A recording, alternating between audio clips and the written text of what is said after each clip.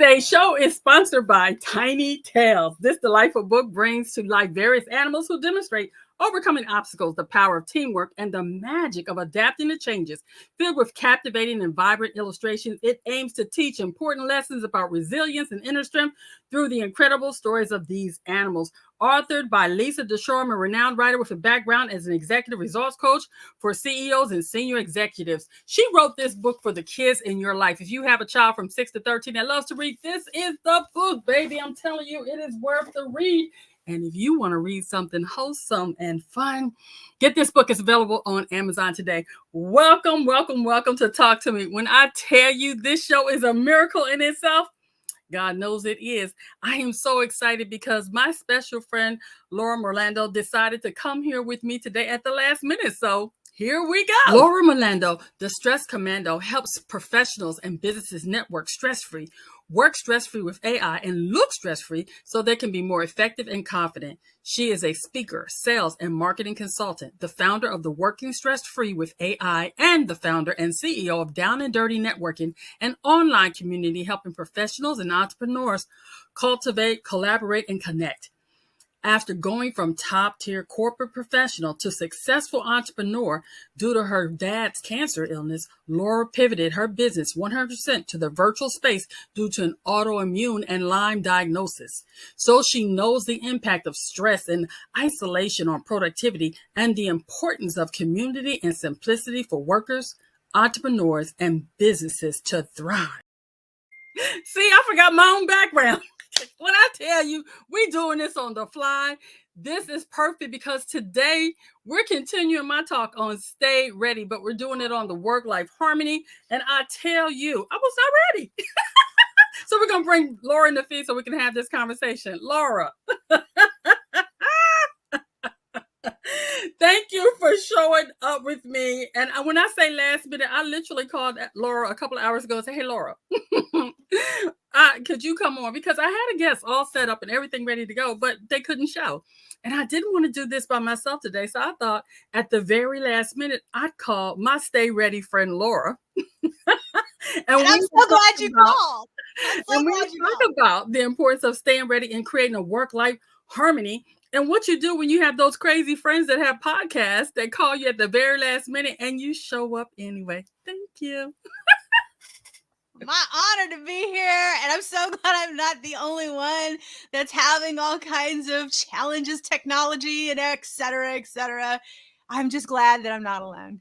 No, you're not alone. And you know what, Laura, this week, all week on my Instagram feed and in all of my feeds, I've been talking about staying ready, about not comparing yourself, about letting go of the perfectionist thing. See, today was one of them days I had to let go of the perfectionist in me. And when I say it was on the fly, y'all that's listening in, this is entrepreneur life in real time. Yeah. And so I wanted to make sure that I talked to someone today because it's so much in me, Laura, and I've been talking to people all week, but sometimes when you do your stuff, if you don't have people talking back, it can get a little bit lonely. Absolutely. So let's talk about how have you in your business and personal life been able to create a work-life harmony? Well, I love that. And anyone who's listening right now, and Brenda, this is good for both you and I, because if they're sharing and going, oh my gosh, I'm having the same thing going on and they're feeling alone, just take a deep breath and exhale. We're here, be in this moment. And that's the first tip is to just take a pause because the solutions are always right in front of you. You're always ready, even if you don't feel ready. You're always going to be ready to take care of it. But to answer the question really specifically is early on in my career when I was a corporate professional and my dad was sick, I wasn't ready. My life was very complicated and it was very easy for me to complicate things and easy to have big ideas and big picture, but I had to work really hard to simplify things. And at that time, I was working on work-life balance. And so I love that you said harmony because what I've learned and what I've been teaching for years, ever since I made that pivot into entrepreneurial land and crafting a more balanced, now harmonious life, is that balance means everything has to be equal all the time. Yep. And that is not possible. It's not sustainable. It's an impossible goal that you will never achieve. You're setting yourself up to fail if you keep saying balance. Now, I will title certain topics like that for corporations because I know that's the buzzword. But the first thing I say is, by the way, balance is a myth. It doesn't exist. But harmony does. And what harmony is having flexibility in your schedule, the flexibility to go, oh, well, technology is not my friend today, and keep moving forward. The harmony is knowing that when life gets lifey, as our mentor, Jen Gottlieb says, that you focus, you have the flexibility to put more energy into the things that required in that moment without dropping the balls in the other one. So can I just be transparent with you, Brenda, and share a story on this? Yeah, go for it.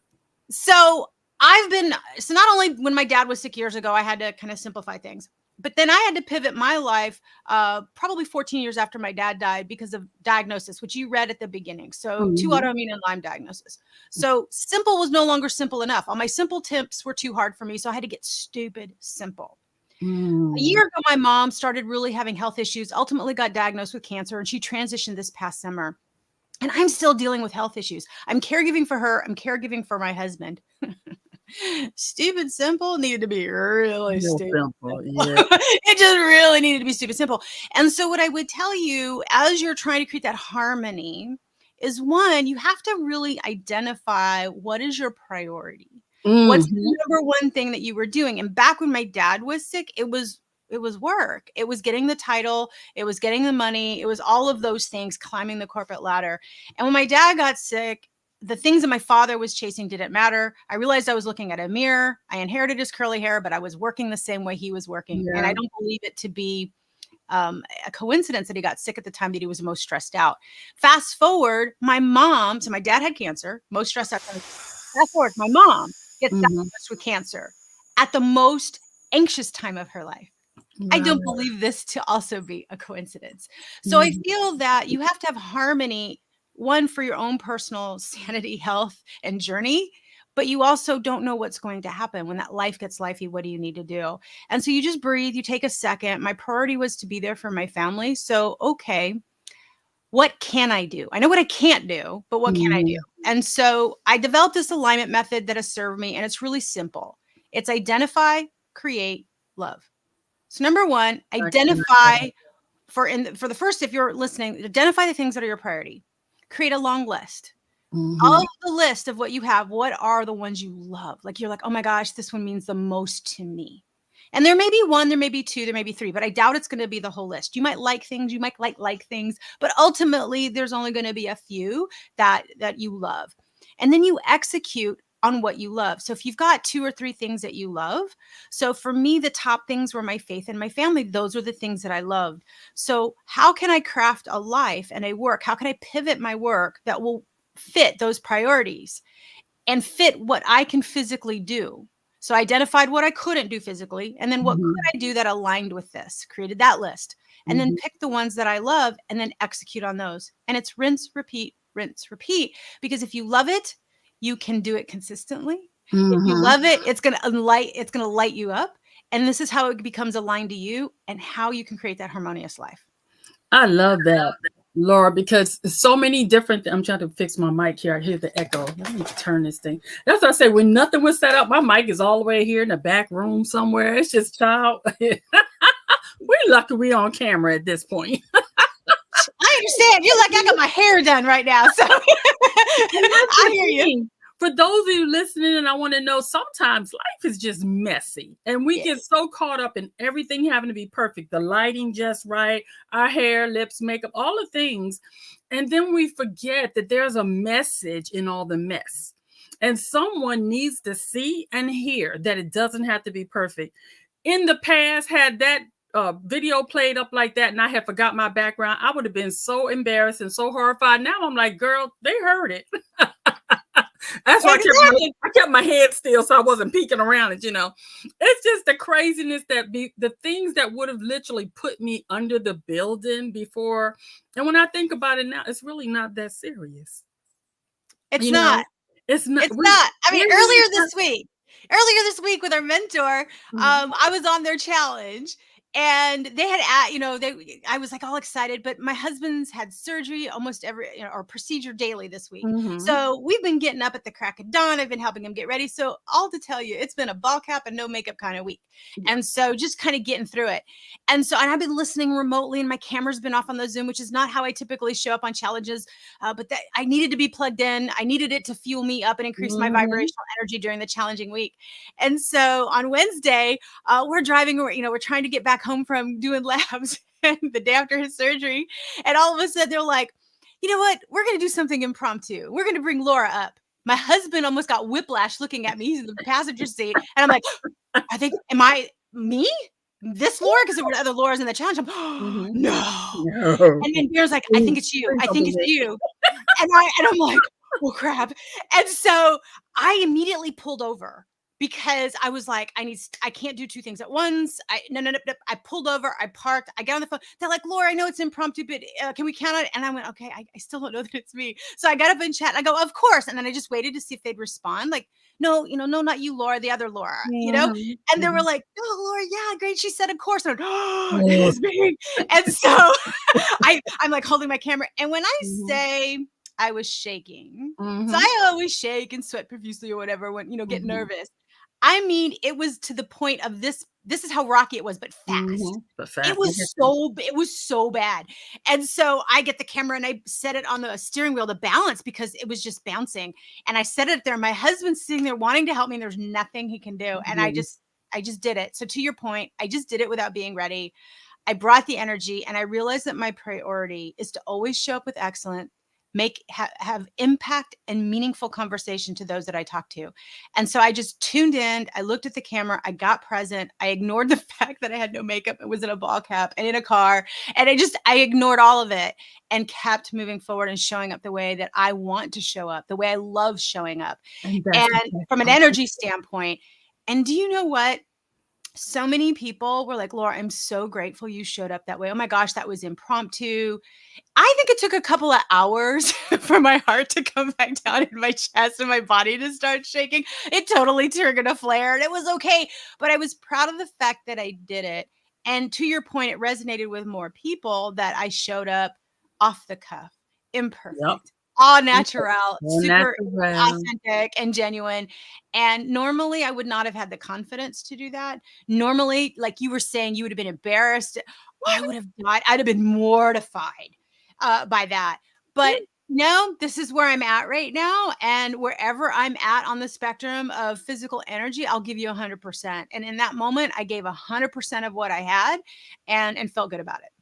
And here was the thing when we talked about it, because this week was challenging in so many ways. I felt like I grew a lot emotionally and spiritually around the things that were happening. My business partner Lisa is coming up from Massachusetts. She'll be here later on today, like at 5:30. I've been cleaning my house like a mad woman because, of course, I waited to the last minute. But I wanted her to be able to be comfortable when she gets here. And I had boxes everywhere because I've been taking things to consignment shop because I'm going maximum minimalist. I made that up. I like that. But I'm getting rid of a lot of stuff, but I'm still knowing that, look, y'all know, I'm a pack rat. Hi, I'm Brenda. I'm a pack rat. And Hi, Brenda. I am your cohort. This is why we're friends, my friend. I wanted to make sure everything was perfect. And then yesterday, because I waited till the last minute, it's like I got told she was coming today instead of Saturday. So, Home Alone panic. Yeah. So now it's like, what do I do? And I had like back to back to back meetings yesterday. And my hair is tied up. I'm looking a hot mess. And I thought, you know what? Lipstick, earrings, put on my head wrap and keep going.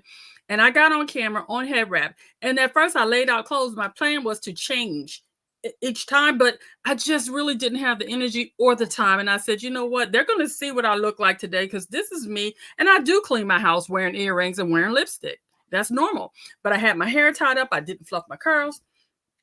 The first time I did it, I was terrified. Then after that, I was just like, I forgot about it. I went and cleaned. And when the timer started, I got to my meetings. I did all 6 meetings. I did client meetings. I did lives.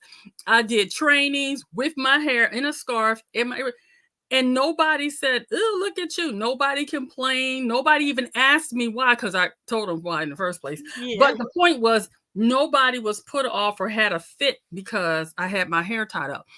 And even one lady goes, "That was about you. That wasn't about us." And I went, "What?" Nobody was concerned that I had my hair. Now I won't be doing that on a regular. However, for that day, Right. that's the self-care I needed to do for myself, was to just be the way I was, still get the information out, still get my teaching, my trainings, and teach my clients and work with my clients and be there for people.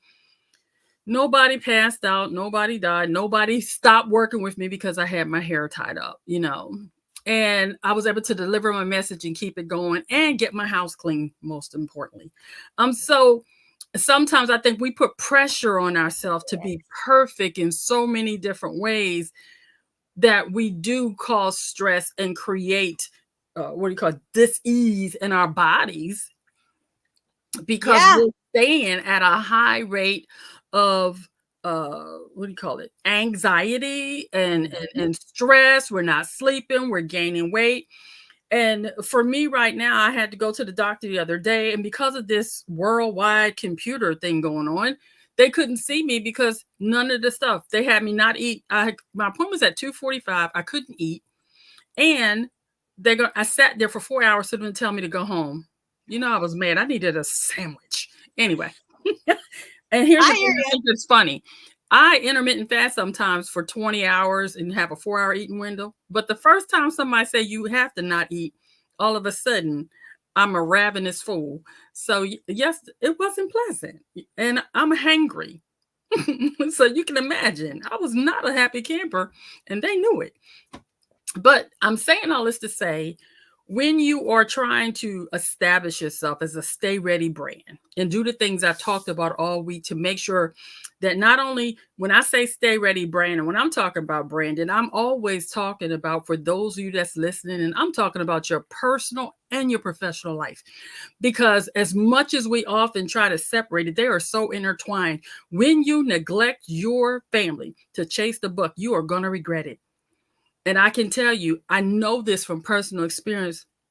Laura, I was working in corporate, and when I had my nervous breakdown and I had to come off my job, those people on that job did not come see about me, not once. All those so-called work friends and the work husbands and all the stuff they call themselves when you're there and everybody's all up in your face, happy, happy, joy, joy.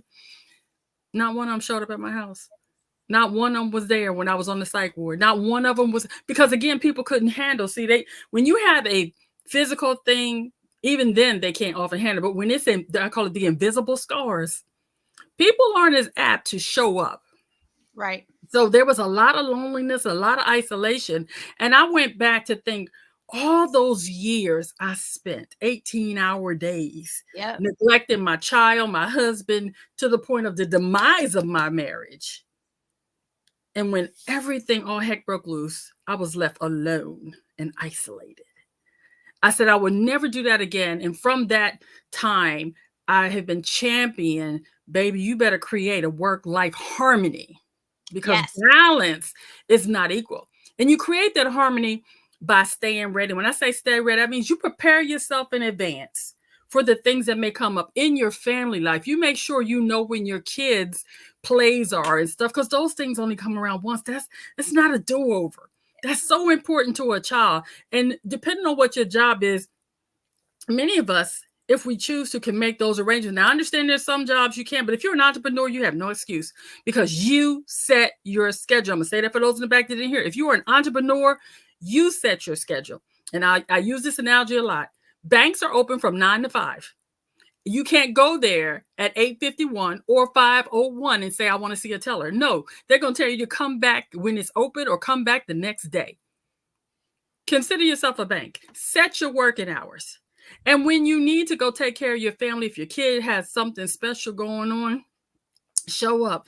My heart was broken, Laura, when my 20-year-old, now 23, told me, Mom, all I wanted was your time, but you were never here. You were more, you paid more attention to work. We had this talk one day, and I'm thinking I'm a great mom. I'm making sure they can go to college debt free. I've set aside all this money. Yeah, I said, I care less about the money. I wanted you, and you were not there. Don't let your kids tell you you're not there if you're listening. If you're one of those people out here chasing the dollar, you better reevaluate what your priorities are, like Laura said earlier, because When it's about staying ready in your brand, be it your personal or professional life, what does when I want you to think about this, I always ask people, what's your brand at home? Are you providing family excellence? Are you on time? Are you a person of your word? Do you show up when you say you're supposed to? Do you make time for your family the way you do for your clients? If you are not, I am encouraging you to reevaluate your family brand as well as you reevaluating your professional brand. What happens when you have a customer that's asking you for a particular service that you say you provide and you don't provide it? They find somebody else to do it. It's the same way with a spouse. You keep telling your spouse you're going to do something, pretty much you're going to have a side chick or a side man somewhere in your life because you ain't handling your business. And that's why I think it's important we have these conversations, Lauren. I'm going to shut up and give you opportunity to say what you said, because the perfectionism, the not being your authentic self, not keeping your word with your family or your clientele is, we got to stop that. We got to get real and create that work-life harmony that allows us to set clear boundaries and be true to who we are and be authentically us and keep your word. What say you, Laura? Well, first of all, bravo to you, and I agree with everything that you said, and thank you for your transparency, because those must have been hard pills to swallow. Oh, very I hard. had, yeah, I had several of those horse-sized pills myself, and it was just a huge reality check. The corporate life, where what really was the impetus for the creation of the Stress Commando when my dad was sick, is as a senior executive, I had accrued 12 weeks of vacation. I was working ridiculous hours, doing things totally beyond the scope of my work. And I remember saying I was going to go home, and they hired me knowing that my father was sick. And I Mm-hmm. said, I'm going to go home, and I'm telling them, here's my out of office plan. And I didn't need to ask for permission. I was an executive. I just had to have Mm-hmm. coverage. And so I'm giving the coverage plan, to which they said, we'll check with HR to see if we can get that approved. Mm. That was not okay with me. I am Mhm. not needing permission. One, logistically, I really didn't, but I Mhm. also didn't like that I needed permission to see my dying father. That was not okay with me. Mm. And the lessons that my dad and my mom taught me, as I look back now and I can connect the dots, my dad, when he traveled a lot, and when it was time for a trip on Monday, usually around Saturday night, dad was already mentally on his trip. He was no longer with us, and we could see it. He Mhm. had already checked out. And it's what I started realizing is it's important to be present in Yes. every situation, whether it is with family or clients, or with whomever. In my mother's situation, prior to her diagnosis, there were a couple of years of severe angst. The anxiety was angst ridden, and there was nothing I could do to really help it. It was incredibly Mm. toxic to be around the conversations. And I felt helpless. I recognized it wasn't for me to fix. I wanted to be an influencer to move her through this, but I was concerned with what we were leading to. And unfortunately, it led to cancer. That was what I was concerned with. And despite every effort that I made, but it's a great awareness. My mother was always 10 steps ahead of a conversation. You could see it. She was never present. She would never Mhm. ask a question or allow an answer. But the minute she got diagnosed, the absolute second of diagnosis, she got very quiet. We were there in the doctor's office, and we walked to the car. Mom's very quiet. And I learned from my dad, this was about my mom, not me. It Mhm. affected me, but I Mhm. needed to make this about mom, and give Mhm. her the space to process. And so we sat in the car pretty silently. Mom was pretty quiet. And I said, well, Mom, how do you feel? She goes, well, all the things that were giving me the anxiety, they don't matter. Mhm. And it was almost the parallel of what my dad Mhm. had said. All these things that he was working on didn't matter in the grand scheme of things. And instantly, I had my mom back. My mother was present, asking questions, waiting for a reply. It was a brilliant gift that a horrible disease gave me. And Mhm. it was an awareness. Don't wait for the disease to give you the gift. Oh, yeah. I have the healthiest lifestyle and mindset I've ever had because of the diagnosis. Mhm. Why wait? I thought I was Mhm. doing a really great job prior to that, learning from all the lessons of my dad, and I really didn't. And what I will tell you, one of the things that I learned is I'm a recovering perfectionist, and it's Mhm. always a process, and it will rear its head every now and again, just like the story I said earlier this week where they called me out and I wasn't ready. I was like, oh crap. It'll always happen, but I can move forward powerfully and show up with my priority in mind. But I will always pursue participation. And this was huge during the holidays, having the perfect holiday setup, the perfect this, families coming over, having the perfect thing. And I was always out of the conversations. I remember my mom and, my brother, when they would come visit, and they're telling me all these conversations that they had with everybody else that was there that I did not, because I was in the kitchen. I was busy setting up, decorating, doing whatever, setting the table, whatever, Right. all the hospitality things. And I realized, no, I Mhm. need to pursue participation. These moments only come once. I'm working so hard to make memory making Mhm. moments, but I'm taking myself out of the memory. And I need to put myself back in, and I need to I pursue like that. participation. And so I'm all for memory making moments, but I want them to be stupid simple so I can participate. And so I've stripped away all of the things that make it as stupid simple as possible. And when I need to, and things are just a little bit overloaded and the plate's really full, I bless and release what doesn't matter. And so the last thing I blessed and released, just to tell you that I practice when I preach, and I know it can be a challenge and a hard. So I went ahead and I set up Christmas last year, and with mom being sick, I really focused on being present. And I wouldn't let friends tell me, oh, this is possibly the last Thanksgiving of your mom. This is and Mhm. I could, if I lived there, I wasn't present. I was already in the future.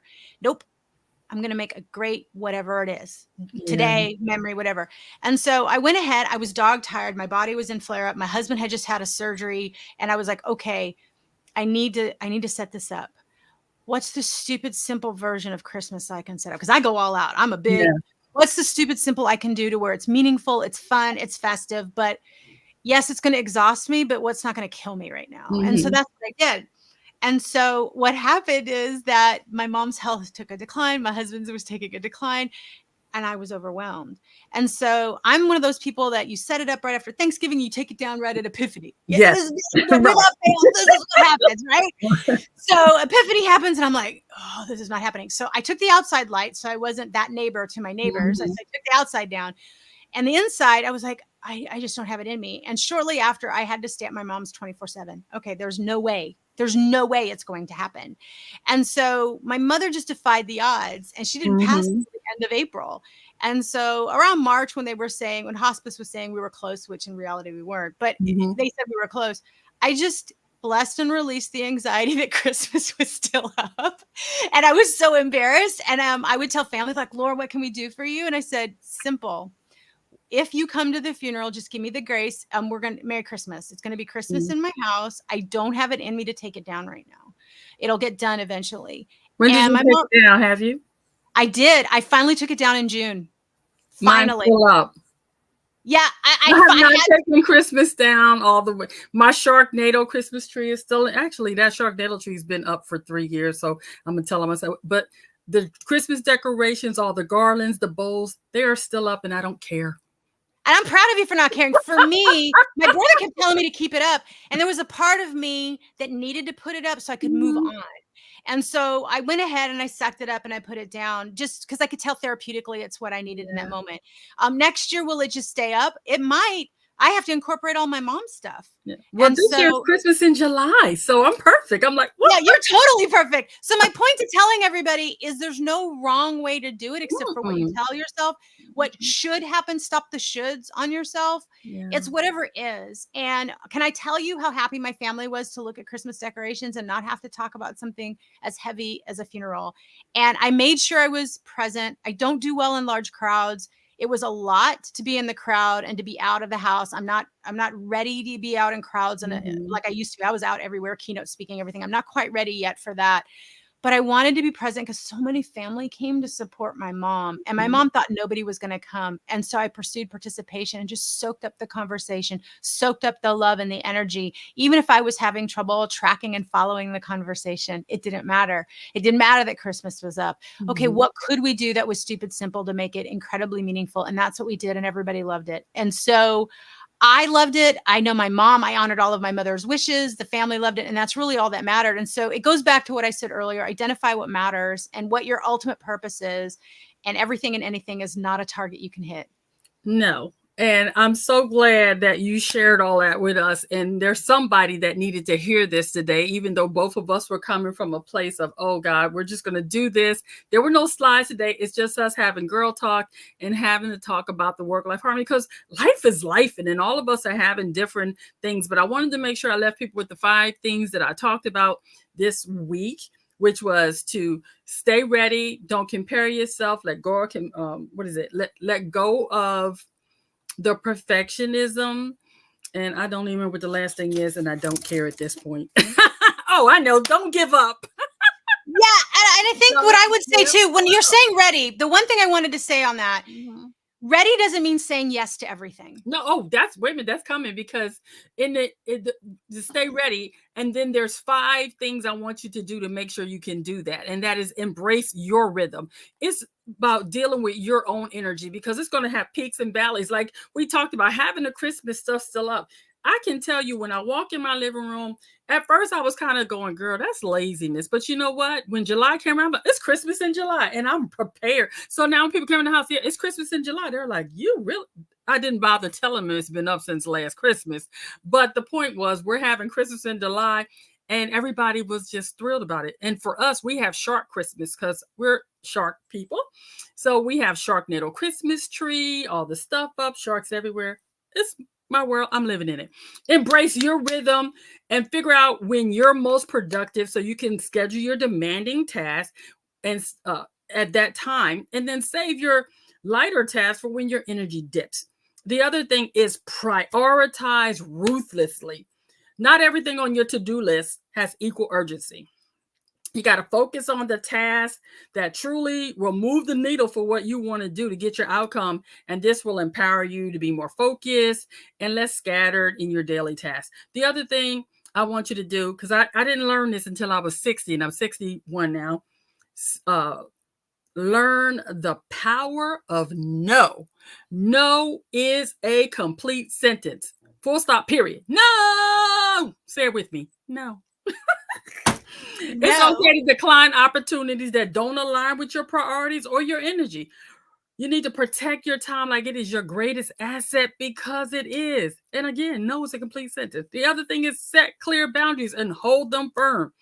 Establish boundaries between your work and your personal time, and set aside time for your significant other, for your kids, and for yourself. My God, please do that, because you need to bring a sense of control to the chaos. And you do that by setting clear boundaries. Schedule some non-negotiable me time. Make time for activities that recharge you, that light up your soul, such as reading, yoga, walking, take a hike in nature, walk around the neighborhood, listen to the birds in the trees. Do something just for you. It will rejuvenate you and give you a sense of peace that surpasses all understanding that you will not believe. Me time is not selfish. It is not a luxury. It is a requirement for you to be mentally, physically, spiritually, and socially and financially healthy. I'm telling you, if you take care of you, the rest of that stuff's going to fall into place. And then the other thing is, cultivate a support system that is secure in life. See, Laura is part of my support system. When I'm having issues, be it purse or whatever, she's someone that I can count on to talk to. And I have an inner circle that allows me to stay strong spiritually, mentally, emotionally, relationally. See, and I don't have yes people in my life. I have people that if I call them and say the wrong thing, they go, girl, you don't bump your head. And I love that. And I personally need that. Also, cultivate a support system that allows you to delegate. You don't have to do everything. Don't be the bottleneck in your business or in your family. If only you have the answer to a thing, baby, you need help. Remember, even coaches need coaches. So get the support you need, be it professional or just with friends and family. Heck, get a friend of me. I don't care. Do something that will allow you to cultivate a support system that will help light you up. Do you want to add anything to those, Laura? Or did I? I do. I agree with all of those, first of all. But what I would say to add to that is embrace relational networking, relationships. It's why I created Down and Dirty Networking. There's two types of networking. Traditional networking is, hi, my name is, buy my stuff, exchange leads. People Mhm. kind of think of it as sales or looking for schmoozing for a job. I've Mhm. created an entire way of networking, and this is what you're talking about, Brenda, and why I can count on you as well. It's Mhm. about having meaningful conversations. What pours into you that is meaningful and raises your vibrational energy? Our community does that. And I love that I can take someone's vibrational energy on a scale of 1 to 10 from a 4 to an 8 in the span of a 90-minute session by having a Mhm. meaningful conversation. When you do that, you have clarity. When you do that, you can face what is maybe a challenge in front of you because you're better equipped. It doesn't reduce the challenge, but you're better equipped and you have more clarity for it. So build time for that. We have a tendency to retreat. We have a tendency to put ourselves on an island of alone. And when I was diagnosed, I was on that island of alone, back to those silent diseases that don't look the way. Mhm. Nobody understood what I was going through. And it was horrible. It was very isolating. And I vowed I would never feel this way again. And I would encourage others so they would never feel this way again. So one, really engage that relational meaningfulness. And then two, I would say, keep it stupid simple. I love that process of stupid simple. And in my Working Stress Free with AI community, they'll come up with these big ideas. And then I say, do you love it? And they're like, oh, I love this big idea. Do you love how you're going to execute on it? And they'll say, well, not really. Can you be consistent? Not really. Okay, let's look for the more stupid, simple idea. So this is the target we're going to go to. What are the steps, the phases? Let's make this a multi-phase approach. Which phase? Let's reverse engineer this and figure out what a phase one step is that you can do today. And then take your time to get there, whatever you can do. I am always going to be at a slower pace, just where I'm at physically. And I will say no to things that I cannot do. With mom being sick, I will always have my phone like off. But with my Mhm. mom, with my mom sick, I had to have my phone on when I wasn't living with her or when doctors would call. And I would apologize to my clients. I said, hey, I have to have my phone on. I'm not distracted, but if it is a doctor, I have to take it. And there Right, were so right. many interruptions in my day, but I appreciated that I had surrounded myself with heart-centered professionals that got it, that just gave me that grace. And so I wasn't around the people that said, let's see if we can get that approved. So Mhm. you have 100% control to craft the life that you want. And it's not chasing the dollar, it's chasing the impact you want to make, the meaningfulness that you want to have. So if you can pour more into you, power yourself up, you're going to be better able to do the things that you want to do. My brother and my husband would break me every morning so that I could shower, work out, pray, and meditate. I cannot thaw my body out. I cannot get over the pain in the morning without doing Mhm. these things. And I appreciate that they gave me the space to do that. And it's the only way I was able to do everything that I did. So you are capable of a lot. It doesn't mean you don't need time to power up. Build in the power up time, and you're going to give Absolutely. permission to everybody else that matters to you to power up and put themselves first. Now, how do people join your community, Laura? I don't have, when I say we weren't prepared today, we don't have anything in the banners or anything, but do they go to LinkedIn to find you? Yeah, LinkedIn, if you look for the Stress Commando, if you look for Stress Commando, or if you just Google Laura Morlando, the Stress Commando, you'll find all my links. But LinkedIn's going to be the best way. I will go in there and pin my link tree. On my link tree, there's a way for you to sign up to get the tips for my Working Stress Free with AI community. I am going to be launching probably the next couple of weeks a new workshop. And so if you have already signed up for that, you'll be the first to get the invite on how you can create stupid, simple solutions with AI. And AI has been my saving grace for stupid, simple. How do you navigate that? I will sift sort and give you the tidbits. So just friend me on LinkedIn and stay tuned and then sign up for that. I'll go tag that in there so we can look for it. I'm going to look, I'm looking for this right now for your LinkedIn Oh, link. I So have it here. I can put it in comments. I have it here. please put it in the comments. And we want to make sure we put that on there because we do not want to go without people being able to find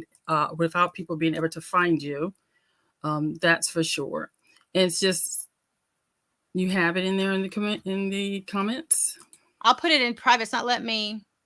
Here we Is go. that you? Private chat. I'm going to make sure we got that in there. Okay, we're going to copy that. That's the LinkedIn one. And I'm going to put my link tree. And link tree, I've got my LinkedIn at the top. So you'll be able to do Okay. that.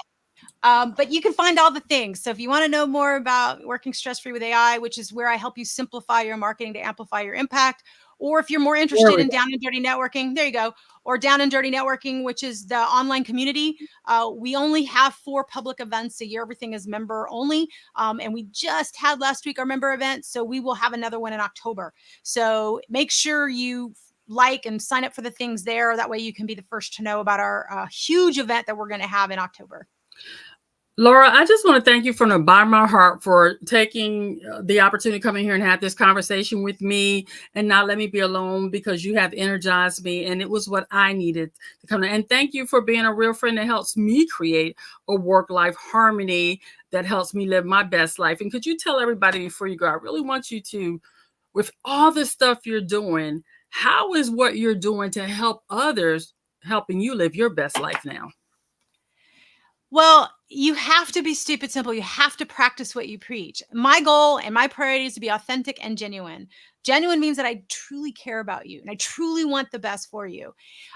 But I can't show that to you. You can't feel that if I'm not walking the walk. And so, because of what I experience, I'm very authentic and I peel back the curtain and I show everybody, especially in my working stress free with AI, I give them all of the behind the scenes of everything I'm doing. I use down and dirty networking as the case study. Look, this is what we did in a brand audit. Here's how I'm stripping it down, stupid simple. Here's what I'm not able to do. For example, I'm not on Instagram. That's by design. I do not have the bandwidth yet to be consistent on Instagram. My ideal client is on LinkedIn, so I'm going to go all in on LinkedIn. I've got Facebook and YouTube, but LinkedIn's my primary. So it goes back to keeping the priority so you can keep it stupid simple. And I give permission to my clients to be able to do that. And when I have people tag me and they say, Laura, you just help me be stupid simple. Or in this 8-month span when I'm showing up without makeup on my weekly training calls with everybody, they're like, Laura, you just gave me permission to have the confidence to go makeup free. Yeah. Really? That's amazing. Yeah, So if I can move forward this way and I can shorten the learning curve, what it does for me is it shows that maybe I've made a difference. And that's my goal, is to matter and make a difference. And it raises my vibrational energy when I can help matter and make a difference in somebody else's life. When I can streamline the process so they do not have to learn it the hard way, the way that I've had to. If I can sift, sort, and simplify, I am all for that. And so being able to be here with you and you asking me to be on here and me scrambling to get ready, thank you, because it shows that I matter, and people want to be seen, heard, and value, and I value you tremendously. I love and adore you, Brenda, and I think we need more of that in our lives. We need more things that we love, adore, and raise us up. And if I can be that for people, then it feels good to give. I will share that all day long. Well, I want those of you that are listening to know that Laura is good at what she does, and she has developed a system that allows her, even in spite of her chronic illness, to support so many people. And I'm one of the people she supports. And thank you for supporting me today, because this has been amazing. It's just what I needed. You would just stand by when we get done for a few minutes while we get everything closed out. Today, we had no fanfare, no bells and whistles, and things didn't go as you are normally used to seeing on my show. But what you did see is two people that are committed to creating work-life harmony and letting go of perfectionism. So we want you to tap into your own sense of work-life harmony. And you do that by transforming your mindset to know that it's even possible. Then give the announcement to the world and find some accountability around the results and the outcome you want to have in your own work-life harmony. Then prepare yourself to actually create that in your personal and your professional life. Then I want you to imagine what your life will look like when you create a work-life harmony you dream. Remember, you have the pen to write the story of your life. And since you have the pen, make it an epic adventure. And then finally, nurture all of that stuff. And remember that self-care is not selfish. It is not a luxury. It is required so that you can live a peaceful, self-centered, not selfish life that allows you to live your best life now, no opportunity wasted. And as always, remember that the choices you make today will be the reality you live tomorrow. So I pray with all my heart that you choose to live a life that creates harmony in your personal and your professional life. Be blessed. We'll see you again next time. Laura, I can't wait to have you back. Thank you. Bye, everybody.